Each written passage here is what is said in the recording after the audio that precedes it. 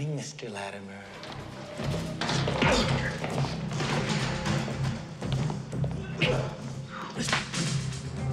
Isang gabi, nagiinom si Rick Latimer, isang guro sa high school kasama ang kanyang mga katrabaho.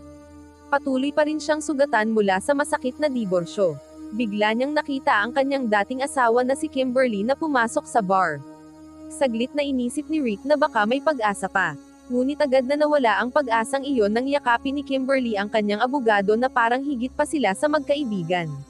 Dahil dito, bigla siyang sumabog sa galit. Puno ng sama ng loob at poot, kinuha niya ang isang baseball bat, nagmamadaling pumunta sa paradahan, at binasag ang kotse ng abogado. Bilang resulta, inaresto siya agad ng isang pulis. Kinabukasan, pumasok si Rick sa paaralan na parang walang nangyari. Pero hindi nagbulag-bulagan ang school board. Dahil sa kahihiyan ng insidente, inilipat nila siya sa Brandel High, isang bagsak na paaralan na kilala bilang Brandex. Kahit binigay nila sa kanya ang posisyon bilang principal, ayaw niya talaga. Pero wala siyang pagpipilian. Kailangan niyang tanggapin ang trabaho o mawala ang lahat. Ang unang araw ni Rick sa Brandel High ay agad na matindi. Sa mismong umpisa, nasangkot na siya sa gulo. Dalawang estudyante, sina Emil at Zach, ang sumisira sa bakod ng paaralan at nahuling nag-aaway. Dinala niya sila sa kanyang opisina pero wala silang pakialam. Hindi sila natatakot sa kanya. Hindi sila natatakot kahit kanino. Nang tanungin ni Rick si Zach tungkol sa kutsilyo sa kanyang bulsa, sagot ng binata na iyon ay para proteksyon laban sa isang nagngangalang Victor Duncan. Biglang nagwala si Emil nang marinig ang pangalan at muling sumugod. Halos hindi na napigilan ni Rick ang isa pang away na pumutok. Makalipas ang ilang sandali, dumating ang isang guro na si Darcy upang tulungan si Rick na maunawaan ang sitwasyon. Pagkatapos ay dumating si Jake Phillips, ang pinuno ng seguridad ng paaralan, na noong unay hindi pinansin si Rick, hanggang sabihin niyang siya ang bagong principal. Pinilit ni Rick na ipatawag ang mga bata at tawagin ang pulisya, pero pinigilan ito ni Darcy. Wala raw pakialam ang mga awtoridad sa Brandel. Malinaw ang katotohanan. Ang paaralang ito ang huling hantungan ng mga estudyanteng pinaalis sa ibang paaralan, mga may problema na kabataan na wala ng ibang mapuntahan. Habang naglalakad si Rick sa mga pasilyo kasama si Jake, nalaman niya ang malamig na katotohanan, ang mga gang sa kalye ang namumuno sa paaralan, at ang pinakadelikado sa kanila ay si Victor Duncan. Isang tulak ng droga na may tunay na kapangyarihan, si Victor ay namuno gamit ang pananakot. Nabigla si Rick ngunit hindi siya nagulat. Sa isang lugar tulad ng Brandel, bahagi na ng sistema ang krimen. Hindi dumating si Rick na handang maging principal.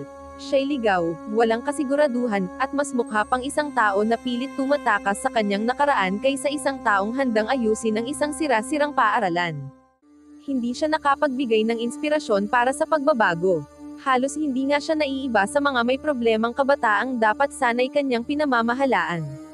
Maya-maya, nadatnan siya ni Jake sa opisina, nagbubuklat ng mga listahan ng trabaho. Malinaw na ayaw talaga ni Rick na manatili doon. Hindi niya pinili ang trabahong ito, at nagsisimula na siyang humanap ng paraan para makaalis. Hindi naman ito itinanggi ni Rick, at si Jake ay hindi rin nagalit sa kanya. Pero ang paaralan ay hindi naghihintay. Isang estudyante na si Arturo ang biglang dumating, humihingi ng proteksyon laban sa grupo ni Victor. Sa tugon, tumulong agad si Jake habang nanatili si Rick sa likod, dama ang bigat ng lahat habang may mga anino na nakamasid sa kanya mula sa dulo ng pasilyo. Kinabukasan, sinubukan ni Rick na isaayos ang natitira sa kanyang personal na buhay. Bumisita siya sa kanyang dating asawa na si Kimberly at sinabi na isa na siyang punong guro. Ngunit nang malaman nitong sa Brandel High siya na italaga, naging malamig ang reaksyon nito.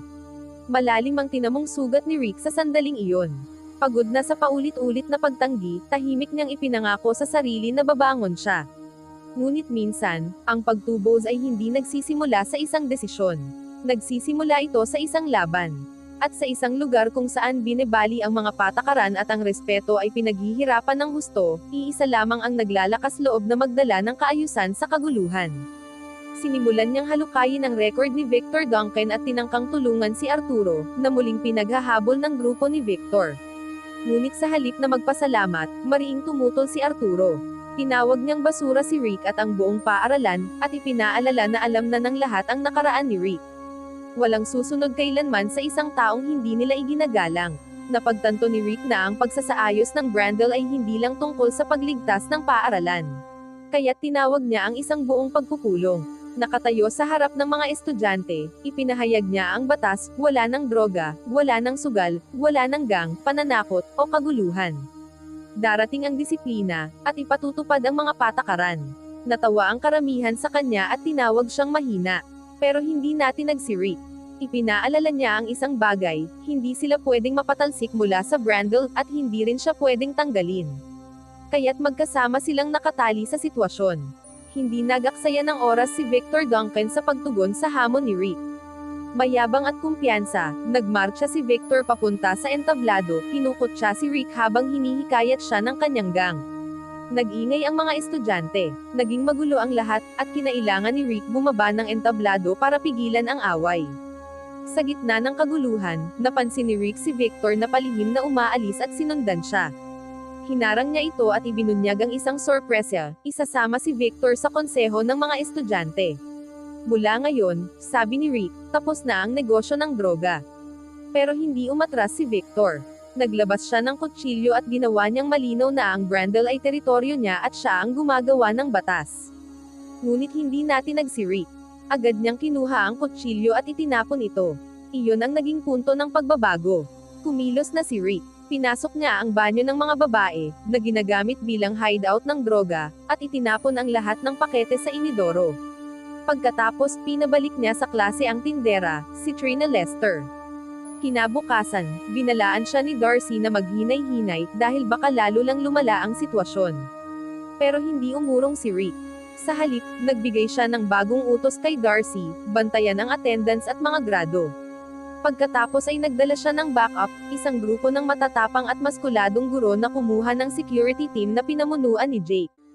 Mabilis na kumilos ang bagong grupo. Nilinis nila ang mga pasilyo, pinabalik sa klase ang mga estudyante, at nagsiyasat ng mga locker. Mga armas, droga, sigarilyo, lahat na kumpiska. Nang tangkain ni Jojo, isang kilalang siga, na tumakas, personal siyang sinunggaban ni Rick at kinaladkad pabalik sa klase. Pero hindi lahat ay pabor sa kanyang pamamaraan. May ilang guro ang naiinis sa kanyang estilo. Si Hilary Orozco, guro ng kasaysayan, ay nagalit nang basta pumasok si Rick sa kanyang silid kasama si Jojo. Samantala, muling nagpakita si Victor, nagbato ng panibagong banta, na may kapalit ang ginagawa ni Rick kung hindi siya titigil. Ngunit nanatiling matatag si Rick. Hindi siya natakot. Kinabukasan, hinarap ni Rick ang galit ng mga guro. Sawa na sila. Ang bago niyang patakaran, napilitin ang lahat ng estudyante, kahit ang pinakamalalaking pasaway, na bumalik sa klase, ay nagdulot ng kaguluhan. Ito ang mga batang matagal nang iniiwasan ng mga guro para lang hindi tuluyang bumagsak ang lahat. Pero ngayon, dahil may disiplina na, ang mga parehong bata ang gumugulo sa klase at itinataboy ang mga estudyanteng gustong matuto. Itinuro ng mga guro si Rick bilang may sala sa kaguluhan. Ngunit nanindigan siya. Ipinahayag niya na hindi trabaho nila ang pumili kung sino ang karapat-dapat turuan. Ang trabaho nila ay turuan ang bawat estudyante. Ang pagwawalang bahala sa mahihirap turuan ay patunay lang na wala silang pinagkaiba sa mga paaralang sumuko na sa mga batang ito. Nilinaw ni Rick na ang tinatawag na mga pasaway ay hindi pabigat. Sila ang puso ng Brandel. At kung magkakaroon ng tapang ang mga guro na magtulungan, maitatag nila muli ang paaralan bilang isang mas mabuting lugar, isang lugar kung saan may tunay na pagkakataon ang bawat estudyante. Maya-maya, pinuntahan ni Rick si Trina, na tumigil na sa pag-aaral matapos mahinto ang kanyang operasyon sa droga. Ngunit pagdating niya sa apartment nito, may nakita siyang hindi inaasahan. Si Trina ay isang batang ina na mag-isang nag-aalaga ng kanyang anak. Sa kabila ng lahat, matalino siya at mataas ang mga grado. Hinikayat siya ni Rick na bumalik, naniniwala siyang may kinabukasan pa siya. Pero tumanggi si Trina. Hindi siya naniniwalang may magbabago kahit makapagtapos siya. May mas magandang alok na siya mula kay Victor. Hindi na siya babalik kaya nakipagkasundo si Rick kung ayaw niyang bumalik sa paaralan, makikipagkita siya rito isang beses kada linggo para maturuan siya ng pribado. Kinabukasan, habang nakatanaw si Rick sa bintana, napansin niya ang isang grupo ng mga tambay na binabacklids ang kanyang motorsiklo. Ilang segundo lang, dumating sina Victor at ang kanyang grupo sa likuran niya. Tinatakpan nila ang kanyang mukha ng basang tela at binugbog siya hanggang mawalan siya ng malay.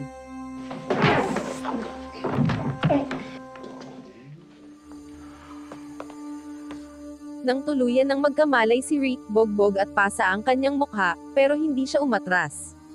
Diretso siyang naglakad sa loob ng paaralan, dumaan sa hagdanan, at pumasok sa auto shop. Tinanong niya kung sino ang nagwasak ng kanyang motorsiklo pero walang nagsalita. Bago umalis, inutusan niya silang ayusin ang kanyang motorsiklo. Matapos gamutin ang kanyang mga sugat, muling binisita ni Rick si Trina. Ipinaalala niya na 3 buwan na lang at makapagtapos na siya. Ngunit nanindigan si Trina. Kailangan niyang magtrabaho para masuportahan ang kanyang anak.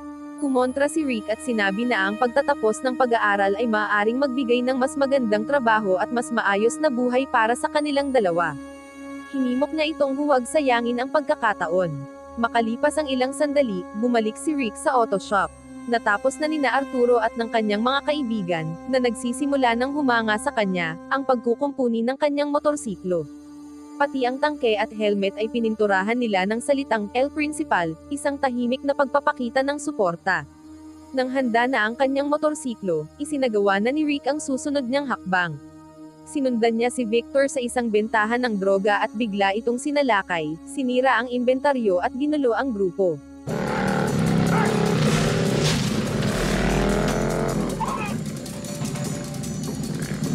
Mabilis na hinabol ni Victor at ng kanyang gang si Rick, pero dinala niya sila pabalik sa Brandel, eksaktong kung saan niya sila gustong dalhin.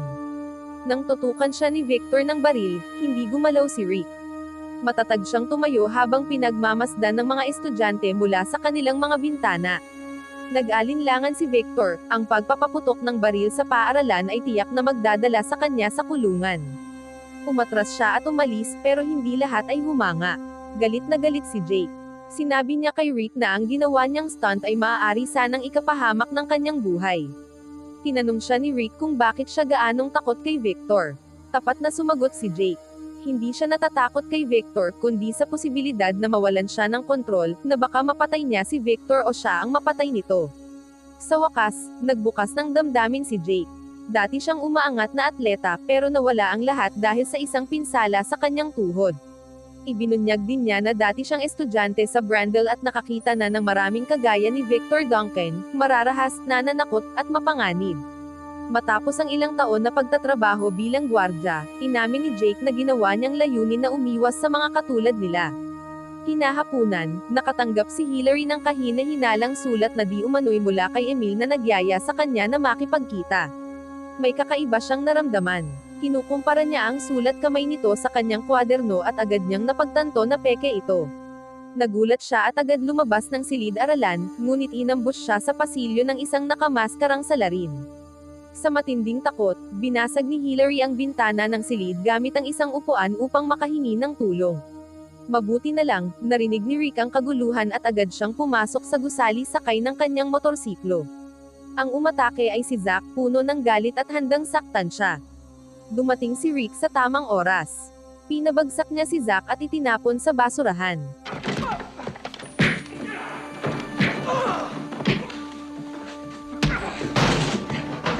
Nasugatan si Hillary kaya agad tumawag si Rick ng ambulansya.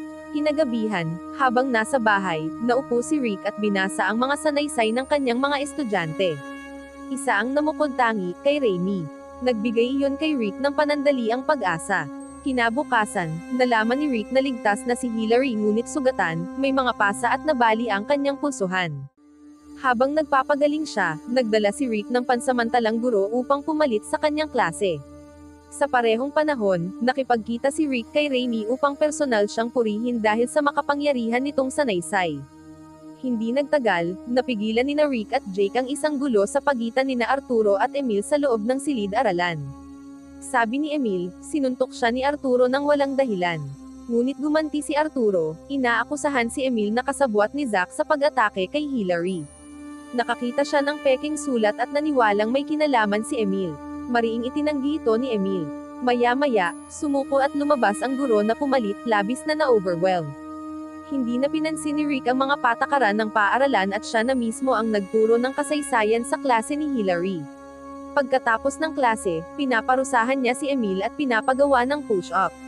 Pagkatapos, pinatawag niya si Arturo sa kanyang opisina at natuklasan ang katotohanan, hindi marunong magbasa si Arturo. Palihim siyang tinutulungan ni Hillary, at iyon ang dahilan kung bakit galit na galit siya sa nangyaring pag-atake. Ngayon, si Rick naman ang kumilos. Ipinagpatuloy niya ang iniwan ni Hillary, determinadong turuan si Arturo na magbasa upang makasabay na siya sa klase. Habang naroon si Arturo, pinagtawanan siya ni Emil dahil hindi siya marunong magbasa. Nanatiling kalmado si Rick at inutusan si Emil na siya na mismo ang magbasa mula sa aklat. Pagkatapos nito, pinauwi niya si Emil pero may kakaiba siyang napansin. Hindi umaasta si Emil gaya ng dati. Doon ipinaliwanag ni Arturo na iniwan na ni Emil ang gang ni Victor at sinusubukan na nitong ayusin ang kanyang buhay. Makalipas ang klase, hinarap ni Rick si Emil at pinilit itong magsabi ng totoo. Inamin ni Emil na ang grupo ni Victor ang nagplano ng pag-atake kay Hillary. Gusto nilang alisin si Zack at ang karibal na mga miyembro ng gang. Tumanggi si Emil na sumali sa kanila, at ngayon siya naman ang kanilang pinupuntirya. Pinuri siya ni Rick dahil sa kanyang paglayo sa gang. Sa unang pagkakataon, naniwala si Emil na baka nga magawang baguhin ni Rick ang Brandel ngunit hindi nila alam na pinagmamasdan sila ni Victor. Kinagabihan, dumaan si Rick sa bahay ni Hillary. Pumunta siya roon para kunin ang mga libro para kay Arturo at humingi ng tawad, ngunit dahil sa pasasalamat na iniligtas siya ni Rick, inimbitahan siya ni Hillary na manatili para sa hapunan. Samantala, lalong hinigpitin ni Victor ang kanyang kontrol sa paaralan. Bilang parusa sa kanyang pagtalikod sa gang, binugbog si Emil at itinapon mula sa bintana sa bubungan, iniwang nakabitin patiwarik para makita ng lahat. Isa itong mensahe, isang babala kay Rick. Nagulat at nakonsensya, pumunta si Rick sa ospital upang dalawin si Emil na hindi pa rin nagising. Inamin niya ang kanyang mga pagsisisi tungkol sa Brandel sa kanyang karera, sa nabigong pag-aasawa, at maging sa kanyang nakaraan kasama ang kanyang mga magulang. Alam ni Rick na mali ang kanyang paghusga sa panganib, at ngayon isang estudyante ang nagdurusa bilang kapalit. Ngunit biglang may nangyaring hindi inaasahan, bumukas ang mga mata ni Emil. Hirap man magsalita, sinabi niya kay Rick na hindi niya kasalanan iyon. Matindi ang tama ng sandaling iyon kay Rick. Ibinigay nito ang lakas na kailangan niya upang magpatuloy. Pagbalik sa Brandel, hinarap ni Rick si Victor sa harap ng buong paaralan. Inakusahan niya ito sa pag-atake kay Emil at nangakong ibubunyag siya at ipakukulong. Napahiya si Victor at napuno ng galit. Binalaan niyang tatapusin niya si Rick kung babalik pa ito kinabukasan. Ngunit hindi natakot si Rick. Ngumiti lang siya ng bahagya at umalis. Pagbalik sa kanyang opisina, binalaan siya ni Jake. Kalalabas lang ni Zack matapos magpiyansa, at dahil nariyan pa ang pagbabanta ni Victor, baka mas ligtas kung manatili na lang siya sa bahay. Ngunit tumanggi si Rick. Babalik siya kahit ano pa ang mangyari.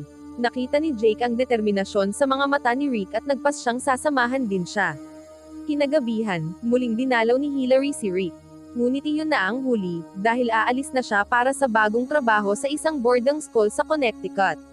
Nais ni Rick na manatili siya, ngunit alam niyang nararapat iyon kay Hillary, kaya pinakawalan niya ito ng may paggalang. Kinabukasan, muling dumating si Rick sa Brandel na parang walang nagbago. Ngunit may nagbago na nga. Habang naglalakad siya sa pasilyo, pinagmamasdan siya ng mga estudyante, hindi natatakot kundi may napakalaking respeto. Dahil hindi pa rin napupunan ang posisyon ni Hillary, patuloy na nagturo si Rick sa kanyang klase sa kasaysayan ng walang pag-aatubili. Samantala, nagpa siya si Trine na bumalik sa paaralan, isang desisyon na nagdala ng malinaw na tuwa sa mukha ni Rick. Makalipas ang ilang sandali, habang tinutulungan ni Rick si Arturo sa pagbabasa, biglang bumalik si Hillary na may babala. May ilang estudyante raw na naghihintay malapit sa gate ng paaralan at kahina-hinala ang kilos. Sinabi ni Rick na may mali. Inutusan niya ang dalawa na umalis kaagad. Umalis si Hillary at naglakad si Arturo papunta sa kanyang kotse, ngunit imbes na umuwi, palihim siyang bumalik sa gusali.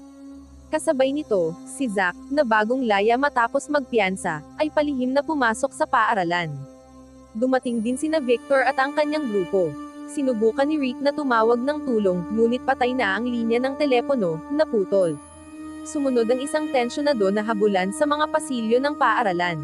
Naghahanap ang grupo ni Victor. Sina Rick at Jake ang target. Nang sinubukan ni Jake na isara ang mga pinto, direkta siyang napunta sa isang bitag. Isa sa mga tauhan ni Victor ang umatake sa kanya at ikinulong siya sa isang storage room.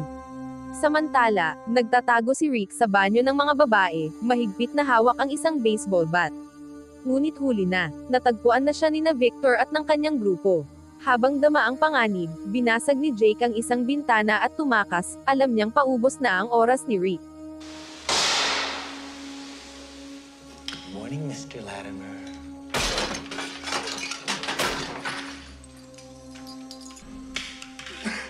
Matapos ang tensyonado na habulan sa pasilyo, tuluyan ng na-corner nina Victor at Jojo si Rick. Itinutok ni Victor ang baril sa kanyang ulo at inutusan si Jojo na kalabitin ang gatilyo. Kasabay nito, si Jake, na nakalaya na, ay nakipagsagupaan sa isa sa pinakamalaking tauhan ni Victor. Sa loob naman, natigilan si Jojo. Hindi niya kayang gawin ito. Sumigaw si Victor, sinabihan si Jojo na paputukin ang baril. Nakita ito ni Rick at sinamantala ang pagkakataon upang kausapin siya, sinasabing tigilan na niya ang pagsunod sa isang taong humihila sa kanilang lahat patungo sa kapahamakan. Bumigay si Jojo sa sobrang pagkabagabag, lalo na matapos ang nangyari kay Emil. Sa wakas, nagsalita siya. Sinabi niyang tapos na siya. Binalaan niya si Victor na ang pagpatay kay Rick ay maghahatid lamang sa kanya sa kulungan, at kasama nito, silang lahat ay mauuwi sa bilangguan. Hindi nag-alala si Victor. Bulag sa matinding galit, itinutok niya ang baril kay Jojo at pinaputok ito. Agad na napatay si Jojo. Umalangaw-ngaw ang putok ng baril sa buong paaralan. Ang tauhan ni Victor, na nakikipaglaban pa rin kay Jake, ay ngumiti at sinabi sa kanya na patay na si Rick. Ngunit biglang nag-init si Jake. Sa isang malakas na tulak, itinapon niya ang lalaki mula sa ikalawang palapag, bumagsak ito ng malakas sa sahig sa ibaba. Samantala, sa pasilyo, habang si Victor ay nakaumang upang tapusin si Rick, biglang dumating si Arturo at hinamped si Victor ng baseball bat. Napatigil si Victor sa tama, at nagkaroon si Rick ng pagkakataong kailangan niya. Isang marahas na laban ang sumiklab sa pagitan nila mismo sa gitna ng paaralan.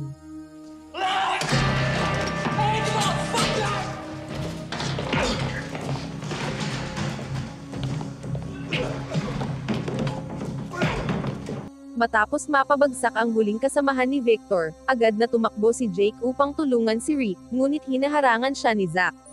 Wala itong naging saysay. Si Jake, sanay at bihasa, ay madaling pinabagsak si Zack. Samantala, lalong tumindi ang laban ni Rick at Victor. Malalakas ang mga unang tama ni Victor, halos mabuwag si Rick. Ngunit tumangging sumuko si Rick. Sa tindi ng kanyang determinasyon, lumaban siya ng todo, suntok ng suntok, hanggang sa tuluyan niyang naitulak si Victor palabas mismo ng pintuan ng paaralan.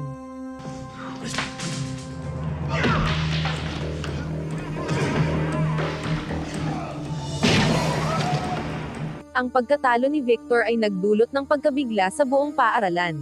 Ang mga estudyanteng minsang takot sa kanya ay natigilan, habang ang iba naman ay nagsigawan ng tuwa para kay Rick. Ang grupo ni Victor, na wala na ang kanilang pinuno, ay nanatiling nabigla, nanginginig, at walang nagawa. Habang nagsisimula ang maiinit na alitan at mas maliliit na gulo, tumayo ng matatag si Rick at sumigaw ng kanyang palaging sinasabi, "Tama na." Agad na natigil ang kaguluhan. Ilang sandali pa, dumating ang mga pulis at inaresto si Victor. Habang papalabas si Rick, may isang estudyante ang nagtangkang asarin siya, ngunit agad na sumingit si Arturo, ipinagtanggol si Rick, at ipinahayag na siya ang prinsipal. Bahagyang natawa si Rick, tumingin sa mga estudyante, at kinumpirma iyon sa pamamagitan ng pagyuko ng ulo. Pagkatapos ng walang anumang salita, sumakay siya sa kanyang motorsiklo at umalis. Wow naman! Doon nagtatapos ang pelikula mga idolo, salamat sa inyong panonood.